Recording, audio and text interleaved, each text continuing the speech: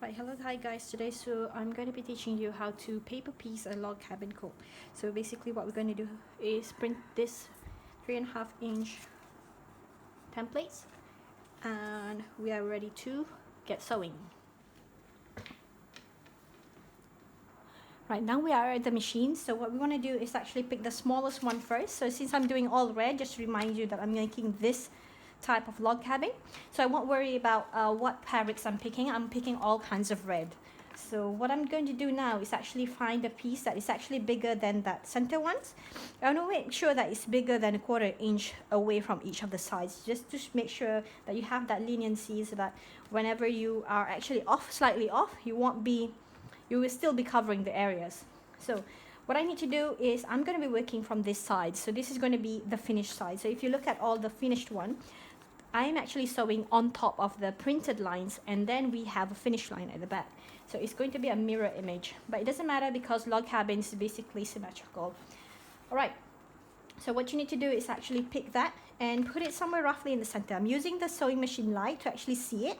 So if you can actually see that, you can actually see the background is over about more than 1/4 inch of that side. So since I'm going to be sewing on number 1 and 2, I'm going to be sewing here. So I want to make sure that line, you actually have some excess there. If I am actually putting it like this, if you can see the light there, that is not going to be covered. So if I'm sewing that, then it's not going to be sewing anything, right? So if I put that just lightly, you're going to have a really small seam allowance. So what I'm doing is just trying to get that more than a 1/4 inch imbalance in that area. So what I'm going to do now, since I have that, I'm just going to hold it with my hand like that, and I'm going to pick another fabric that is going to be number 2. So basically this one has to be bigger number 2, and I'm going to place that just on top of each other. Because I'm using a fairly large squares as compared to the center, I won't have to worry actually whether it's going to cover that number 2, because I'm pretty sure that is going to cover it. So when I'm flipping that, it's going to cover that number 2. So this is why it's nice thing to actually start with a very simple pattern like log cabin if you're beginners to foundation paper piecing. Now I've got that there. I'm just holding it with my hands. I don't need any pins. So if you want to go ahead with pins, you can go ahead with pins, but I like to make things easy and I don't want to waste time pinning. So what I'm going to do now is actually set my machine to stitch length about 1.5. So you want to go ahead and do that, because that will make sure that the stitches are close enough to each other and you puncture through the papers a lot more. That will make it easier for you to take it off later. So that's a very short length there. You can see that my stitches are very, very tiny and very, very small to each other. And when I look at the back, it's going to be on top of both of them. Just make sure there's nothing flipping there. And what I'm going to do is actually just trim that. So I get about a 1/4 inch or smaller than that. It can be just to trim that off so you reduce the bulk. Now I'm just going to finger press that open. I'm going to see under the machine again, that's going to cover that number 2, and it's going to have excess as well, more than a 1/4 inch away from that. Now I finished number 2. What I'm going to do is actually move to number 3. So what I'm going to do now is actually fold this on the number 3 lines. Once I fold that in, I'm going to go to my table right here, and I'm going to trim that so it's about a 1/4 inch away. Now you can use scissors for this, but sometimes I like to use a rotary cutter. And I will put all of this rubbish here next to my sewing machine, where you can see all the rubbish is in one place. Alright, so now once you've done that, so what you have here is something like that. And you have a trim edge, and that's really just a new edge for you to work with. Now you're going to be having another piece that's going to be right over there, and you're going to align that raw edges with that raw edges. Now as you notice, I'm using a really big piece. I won't have to worry whether it's going to cover that number 3, because that number 3 is very small, and I'm using a really large piece. I am just going to cover that, and I'm holding it with my hands, with my other hands here like this, and I'm just going to place it on the machine. I'm going to go ahead and stitch that number 3 lines all the way down to just slightly, just like 1 or 2 stitches off the lines, right? So I begin a little bit off lines and then a little bit off the lines as well. So this a little bit off the lines and also a little bit after the lines. So this is to ensure that you get all the stitches on the paper. Otherwise, you know, you get some of them that is easily to be removed, and you don't want that to be in your parts of your work. So I'm going to go finger press that. And now I'm moving to number 4, right? So what I'm going to do now, because we have some stitches over there, what I'm going to be doing is just pulling it a bit off the paper. It might rip just slightly at the paper. And then I'm going to trim that again. Right, so what I'm going to do now is trim that. So now you got a 1/4 inch seam allowance again. And I am going to repeat that with another piece. So you see these pieces is quite small. I'm going to be playing really, really well to actually get that to cover, because that's going to be like 1/4 inch away. So if I'm going to use this, I'm going to make sure that I am getting it right. So what I'm actually going to do is just probably put it just slightly before of that 1/4 inch, just to make sure I'm actually holding it in place. And then I'm going to slide it and just sew again. So that's number 4 done. Let me see whether it can actually match. So if you look at that and you look at under the lights, it does. And so you are very, very close to that. So it doesn't matter in this case. It doesn't have to be perfect 1/4 inch, because we're doing paper piecing, but it's good to have more than a quarter, just like a 1/4 inch or a bit less than that. Just actually hold it together. Otherwise, you know, it'll be easily to be ripped up as well. So I'm happy with that. I'm going to be moving on with number 5. So keep doing this until you finish all the numbers, right? So it's very simple, very easy. If you think it's easy, you can do it. I'm pretty sure you can do this. This is very simple. If you are new to paper piecing, this is a great way to start. All right, because there's no triangles, there's all rectangles and easy to work with, all just strips. So now I'm working with number 5. I've already trimmed that. I'm going to take a new fabric. I'm going to put it right there. I'm pretty sure that this is pretty big enough. That's why I like to work with long fabrics, big fabrics, but not too big, because it's going to be easy for you to trim. If it's too big, it's just going to disturb your eyes as well. All right, so I'm going to go ahead with that and fold it open. And again, I don't need necessarily to actually trim this away. I can trim it later when I come to that number. So that number is about 6. I think I need to trim that now. So I'm working on number 5. Now I'm working number 6, and I realize that I need to trim all those. So you don't need to trim it just right after. You'll trim it later anyway. So now is the time for me to trim both of this, right? So I'm going to trim that both. And since this one is still usable for the center, I'm going to keep it back on this right side. So this is where I throw things, and this is where I actually keep my stuff. So this is all my design board, where I actually keep all the strips. All right, so now I'm actually going to go ahead with the next one. I'm going to be picking the fabric. So I'm going to pick this fabric here. This is pretty large. I'm going to put it right there, hold it with my hands like that, and then flip it and just put it under my machine and sew on the 6th line.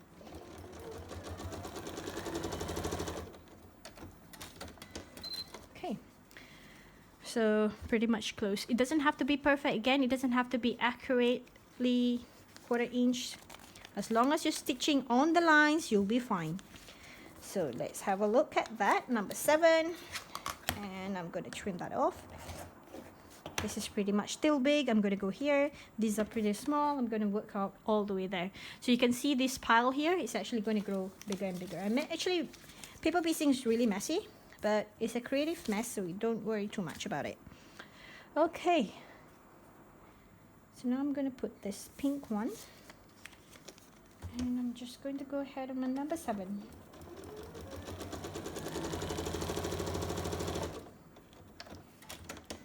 So you want to repeat this all the way until number 13 here, okay? And then you're going to finish up and trim 2 sides. So I'm going to go ahead with number 8. You can do this with me. You can also chain piece if you like. But I find that I'm actually faster doing it this way these days, because if you chain piece, you probably have to use pins. Okay. I'm going to put another video link. All right, I'm going to put another video link where I chain piece, where I do chain piecing when paper piecing. So you can go to that link and actually look at that, how I actually do some chain piecing. It might save you more time, but I think for this time I didn't use that, and I find that I'm actually quite fast doing so because I don't have the pins. So now I have something that looks like that. It looks like smaller, right? It looks like smaller because these pieces at the end is actually bigger. So if I look at using my, here you can see the number 9 is actually over there. And you can fairly see that it's actually bigger than the 1/4 inch there. So it should be fine. So I'm actually going to do that. I'm just going to go ahead with number 9. Trim it. And if you look at that and look at it under, I'm pretty sure it's covered, so don't worry about that. Now number 10.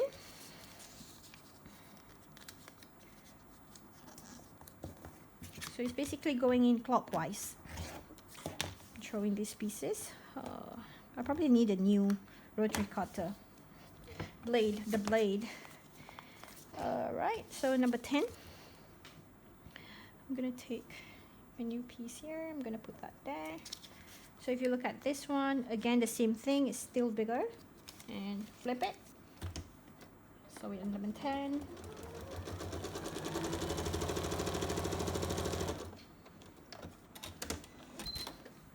And then there, voila. So that number 10 has to be accessed more than just that, because that's a 1/4 inch allowance there. I've already made this a 1/4 inch allowance, so later we're going to trim that so that we have a 1/4 inch allowance there. So just make sure that your last one would be just bigger, so that's easier for you to actually work with. All right, so number 11, we're almost there at the end. Keep on going.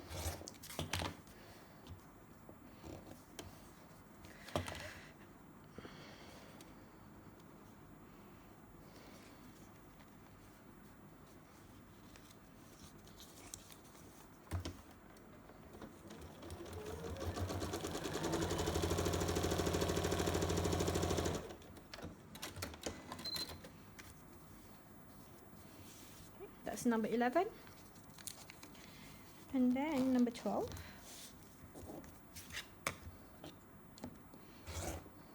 Oops.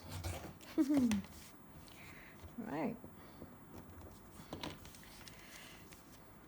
Okay.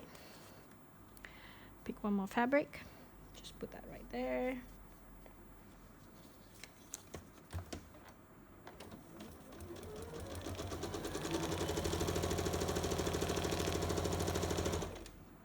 Snip it off, and that's the last one over there, and we have the last one there, number 13. Just make sure you don't forget that, because otherwise you have a big piece here. So that's the last one. I'm going to have like number 13. You see that number 13 seems to be invisible because you've kind of covered it all, but just don't forget that, right? Because that's going to be too big for that. So just make sure you don't forget that. So just number 13 here. I'm going to trim that off. So I'm going to trim that off. I'm actually just using any rulers that I can find actually. So it doesn't have to be a 1/4 inch again, I said. So doesn't matter as long as you trim it off. Alright, so the last one.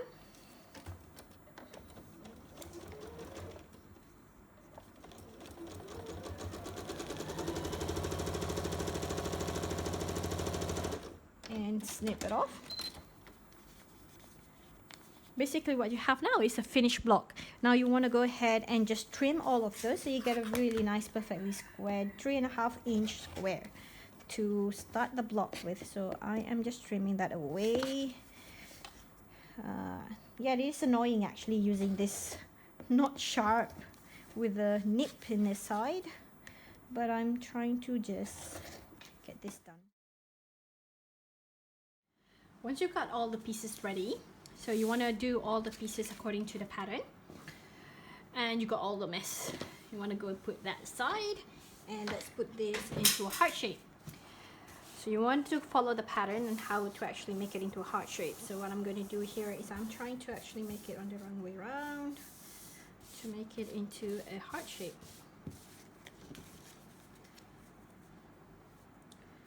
I'm going to organize that. Let's put that aside.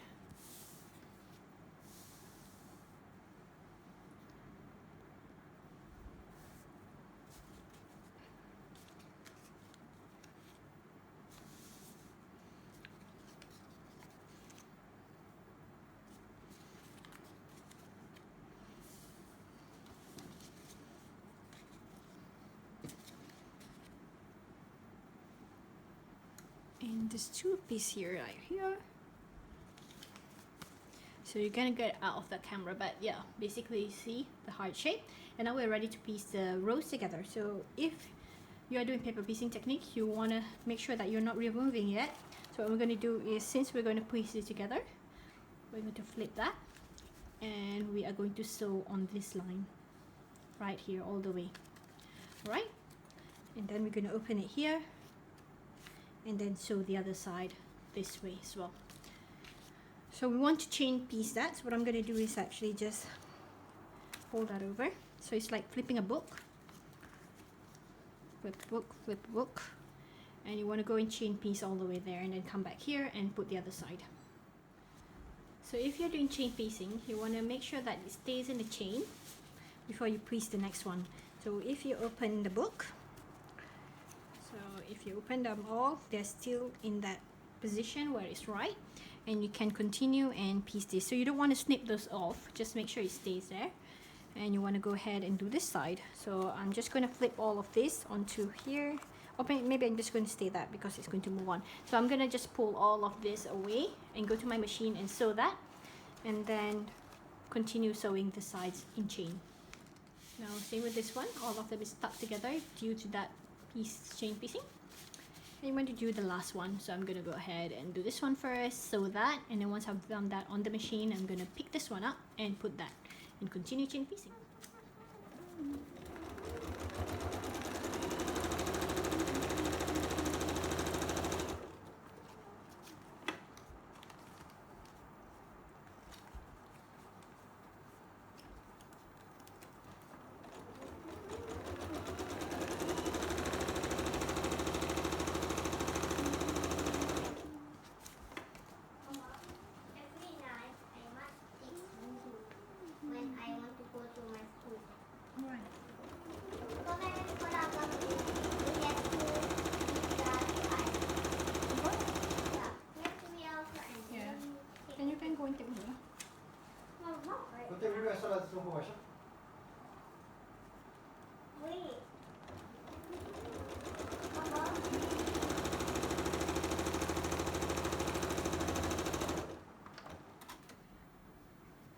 So now that you have all of them pieced, and they're not coming off together because you chain piece them, what we're going to do is actually piece that row together.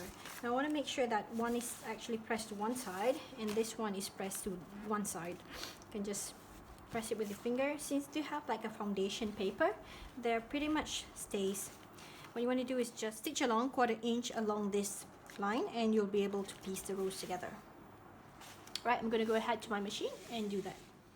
So if you see, I've already pieced this row, and I'm just making sure that the seam allowance are nested well, so they're actually on the opposite side. So this one is this way, I'm going to go this way. Yeah, before I just forget, you want to go ahead and trim all the threads before you actually start pulling all the papers, because that makes it much easier. Once you've pulled the papers, it's kind of like difficult to actually trim them off. So I did that mistake and I just realized that. Alright, so you want to go ahead and just trim them off first, and then you can start taking out the papers. Right, we're back here at the table. What I'm going to be sharing with you is actually the last bit where I actually remove all of that and look at the mess that it's making. So you're going to have to make messy things to make beautiful things. So don't worry about that. You can just throw all of this in the rubbish bin. So what I basically do is flip it using my finger. You can use a tool for it. You probably can use your seam ripper, but just be careful with it. I think like I don't know, I find it so much easier to just use my finger. So what I'm going to do is just like flip it like that and then try to pull it from the center out. And I'm going to keep doing that for the rest of this. And just for your information, I've already pressed using an iron because I thought I already finished this, but apparently I haven't. Right? So once I've done that,